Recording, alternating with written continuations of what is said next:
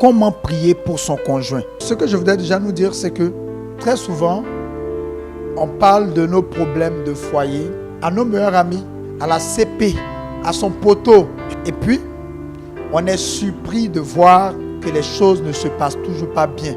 Et quand votre amitié est rompue, vous êtes choqué de voir que tout ce que vous êtes dit dans l'ombre, tout ce que vous êtes dit dans le secret, et au grand jour, moi je dis, si on a donné pour attribut premier au Saint-Esprit le consolateur, le paraclet, c'est le gars qui quand même connaît nos problèmes émotionnels, nos problèmes émotifs. C'est pour ça que j'ai dit, on va dégager les jeudis soirs pour prier pour les problèmes de cœur. Quelqu'un qui lui-même dit que son plus grand commandement, c'est de l'aimer lui. Ça veut dire qu'en fait, c'est sa vie sentimentale qui lui tient le plus à cœur. Vous comprenez? Idolâtrie, oui, on a compris. Adultère, on a compris. Tuer, on a compris. Mais il dit, c'est dans tout ce qu'il a dit là, ce qui lui tient le plus à cœur, c'est de l'aimer lui. Ça veut dire quoi? Qu'il est beaucoup plus attaché à sa vie sentimentale qu'à autre chose. Raison de plus pour comprendre nos lamentations, nos gourmets et nos blessures. La réalité, c'est que quand vous vous mettez avec un homme, vous décidez d'aborder avec lui sa vie spirituelle. Il n'y a pas de... On n'a pas à se tromper là-dessus. Vous décidez d'aller avec lui dans sa vie spirituelle. Voilà ce que Ruth a dit. Ne me presse pas de t'écouter. Partout tu iras, j'irai, je sais, je n'irai avec toi. Donc, obligation de vivre ensemble. Ça, on le voit toujours, hein, chaque fois qu'on va à la mairie. Partout tu iras, j'irai. Ton peuple sera mon peuple. Ça veut dire que on ne va pas épouser une personne. Vous partez épouser un peuple. Vous partez épouser une famille. Et donc, les réalités de cette famille sont des réalités pour lesquelles vous devez prier d'abord. Ça, c'est clair. Et poursuit. Ton Dieu sera mon Dieu. Donc ta spiritualité sera ma spiritualité. Si vous avez dans une famille où personne ne se marie, ne vous trompez pas. Vous n'allez pas vous marier aussi. Avant de partir, à moins que vous ayez prié. C'est ça. Sinon, une famille où c'est interdit de se marier, quand tu vas là-bas, c'est pour aller juste te promener. À la limite, qu'on te colle une grossesse, 2 bébés rapidement, et que tu reviens t'asseoir à la maison. Faites la cartographie de vos conjoints. Tu arrives, tu trouves un monsieur, toutes ses soeurs sont à la maison, tous ses frères sont à la maison. Comment? Il y a prière à faire. Il y a prière même. Il ne faut pas te dire non, lui il est bien, sinon tous ses autres frères sont mauvais. Non. Il doit avoir quelque chose d'assez général, quelque chose d'assez costaud à régler. Donc ça c'est quand même important à le faire. Quand vous arrivez, quelqu'un m'a rappelé ça aujourd'hui. Tu as une famille, lui là, c'est notre mari, c'est le mari de toutes les filles là, tu as pris là. Et vous riez avec. Quand une de ses cousines a fini de te dire ça là, il ne faut pas te tromper. On t'a mis en garde, on t'a dit simplement que lui là, ce n'est pas une proie facile. Quand la maman vient, je ne voulais pas, lui là, c'est lui qui est mon mari même. Mais je te laisse. Ça veut dire qu'en fait, spirituellement, je l'ai marié. Il ne faut même pas te blaguer. Prier contre les divinités de la famille qui s'opposent au mariage. Prier contre les divinités de son père, de sa mère ou de sa famille qui s'opposent au mariage. Il faut prier contre les mariages spirituels déjà faits. Il faut prier contre les oppressions d'esprits incubes et d'esprits succubes. Incubus, couché sur, succubus, couché sous. Ce que communément on appelle mari et femme de nuit. Parce que si le gars il est déjà marié spirituellement, quand tu viens dans sa vie, en fait tu ne viens que pour figurer. Parce que tôt ou tard, il va t'éjecter du système. Si le monsieur est quelqu'un qu'on a marié dans la famille, il ne faut pas te tromper, tu n'iras pas loin avec lui. Si tu tombes dans une famille où c'est interdit le mariage, où on a consacré, du moins on ne va pas venir, personne n'est marié, il faut vous asseoir pour poser des questions. Les questions de mariage ne sont pas forcément des questions d'âge. On en parlera sous d'autres thèmes, mais la maturité, ce n'est pas l'âge. Il y a des gens qui ont 50 ans, mais c'est maintenant coupé décalé et rentré dans leur vie. Et je le dis tout le temps, c'est maintenant ils vont porter un polo blanc, ceinture blanche, chaussures blanches, polo Lacoste, montre blanche. Et puis vous les voyez comme ça en train de rouler leurs reins dans maquillage. C'est à cet âge-là qu'eux ils ont envie de faire ça. Un gars comme ça, toi la jeune fille de 27 ans, malgré le frère à 55 ans, Tu vas dire il est mature, mais spirituellement il n'est pas mature, mais même humainement, il n'a pas la maturité du mariage. C'est ça. Qu'est-ce qui explique que quelqu'un qui travaille, il a un chez lui, il a tout, et puis du jour au lendemain, tu es là, tu le trouves comme ça, à moins qu'il soit veuf. Et même encore l'histoire de son veuvage, il faut que tu te renseignes là-dessus. Il a perdu sa femme, comment? Il est à son quel mariage? Même s'il a divorcé, il a divorcé depuis quand?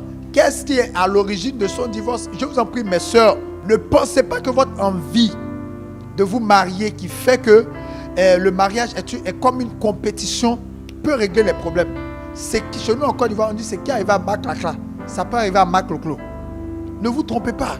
Courir pour entrer dans le foyer. Déjà quand il te promenait avec toi dehors, où il te cachait, il prenait l'argent de sa femme et tout ça, et il prenait l'argent de sa maison, vous partez gazer, vous partez vivre, vous faisiez la vie de loup-gars. Sur la base de ça, il a éjecté sa femme, il a chassé. Toi, tu viens t'installer dans ce foyer. Et parfois, on dit non, derrière village, il y a village. Il pleut sur la mer. Mais de la manière tu viens au pouvoir, là, fais attention. Qu'est-ce qui a poussé l'homme à chasser sa femme pour toi te positionner? Je ne suis même pas encore dans les formes, dans les questions d'éthique et de sanctification. Mais qu'est-ce qui a été à la base? Moi, je connais un peuple ici. On ne mange pas en sorcellerie là-bas. Jamais. Tu es homme de Dieu. Tu es grand prédicateur. Ce qu'on fait de toi, que tu te sépares de ta femme, que tu sois dispersé, c'est parce que la question du divorce détruit les ministères, détruit les vies. Parce que ça crée de la dispersion spirituelle. Amen, amen. Là-bas, il ne faut pas vous manger en sorcellerie. Mais on s'arrange à ce que quand tu t'es marié, tu maltraites ta femme. Tu la traites bizarrement, que tu la chasses, que tu te retrouves dans les maquis, puis finalement que tu reviennes à la famille, à la maison familiale, même que tu as construit. Si vous comprenez, vous allez voir de quoi je vous parle. Donc, c'est très important, la spiritualité. Renseignez-vous. Demandez à Dieu de vous instruire sur la personne avec qui vous êtes en train de marcher. Et puis la deuxième chose, pour avancer vraiment sur ce sujet, prier pour son conjoint revient à prier pour son état psychologique. Je vous en prie, frères et sœurs. On rentre dans des relations sentimentales, dans des relations amoureuses, parce qu'on a été aguiché par quelque chose. Donc déjà, c'est pour ça que très souvent je dis aux femmes, rendez-vous belles. Ça c'est le basique. Rendez-vous chic, rendez-vous charmante. C'est vraiment important quoi. Les hommes ou les femmes vont vous approcher parce que vous êtes propre, parce que vous êtes beau, parce que vous êtes belle. Ou même au pire, parce que vous sentez bon. Je ne veux pas ajouter d'autres choses. Ça n'a rien à voir avec être matérialiste. Il y a des petites choses élémentaires qui rendent les personnes présentables et même qui soignent la peau. Aujourd'hui, ce n'est pas ça le thème. Mais quand quelqu'un vous a approché pour ça, quand quelqu'un vous a approché parce que vous l'avez accroché, vous l'avez une femme charmante, il est venu à la prière là, waouh, il rigolait, elle chante bien, elle est mignonne, elle a une belle voix, ok, il n'y a pas de problème. Mais comme notre soeur mignonne ici, qui est prêche, on dit des paroles comme ça, et puis elle est belle. Ok, ça le frère t'a approché pour ça. Il fera tout pour être en couple avec toi. Il sortira le grand jeu. Comme quelqu'un qui est en congé. Ça c'est clair, il a de la disponibilité. Matin, il peut venir te chercher pour aller te déposer à ton bureau qui est à côté de chez lui à la maison. Ça c'est le début. On passe par là. Dans le premier moment, il y a le coup de foudre, ça ne rate pas. Ça peut bien se passer. Mais je vous en prie, quand on sort du coup de foudre, on descend de son nuage. Le coup de foudre a une durée de vie de 2 ans. Quand vous descendez de votre nuage, vous allez découvrir l'être, la personne qui est en face de vous, avec ses lacunes émotionnelles, avec ce qu'on appelle son quotient émotionnel.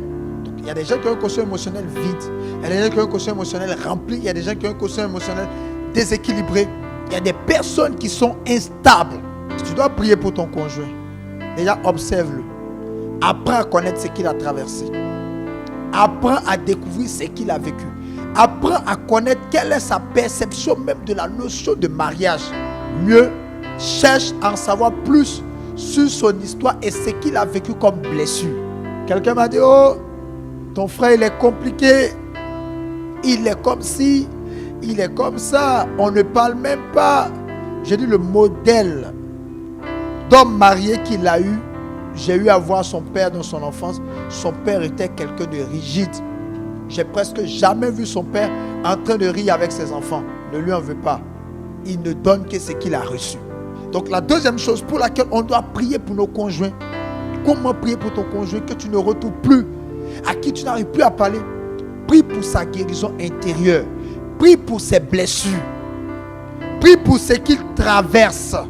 Parce que le gars, peut-être, il arrive dans le couple avec toi. Il veut que tu reproduises l'image de la mère parfaite.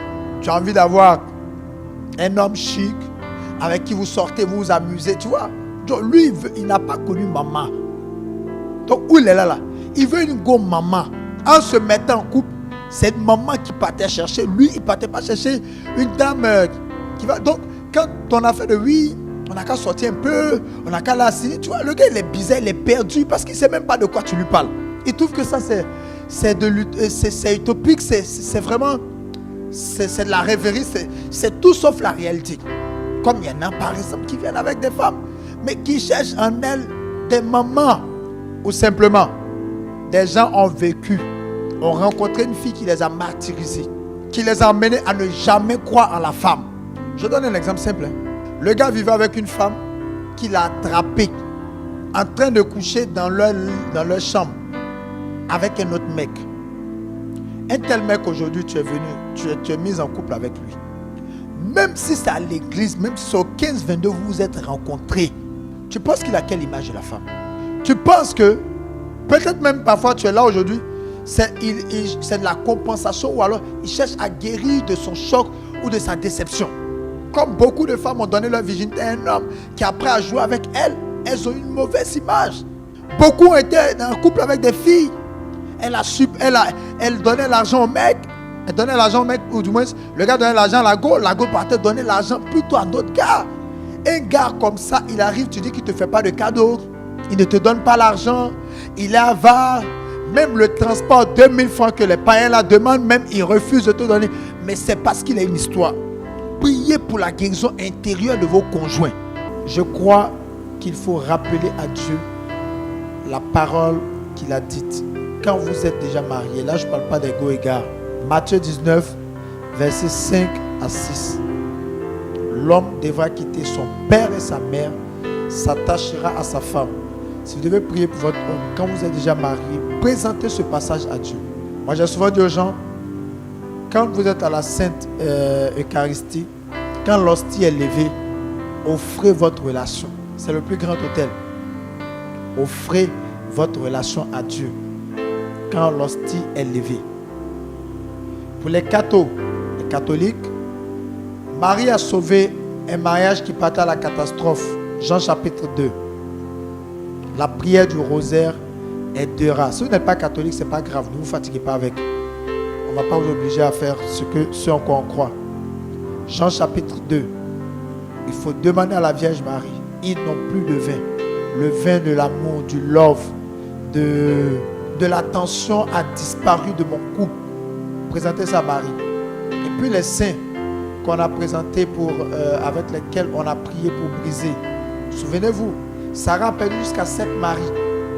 Ça peut avoir, par les soins d'Asmodée, ça peut avoir un sens spirituel. Pour dire que spirituellement, le monsieur peut être marié, il peut avoir les esprits de femme et de mari de nuit.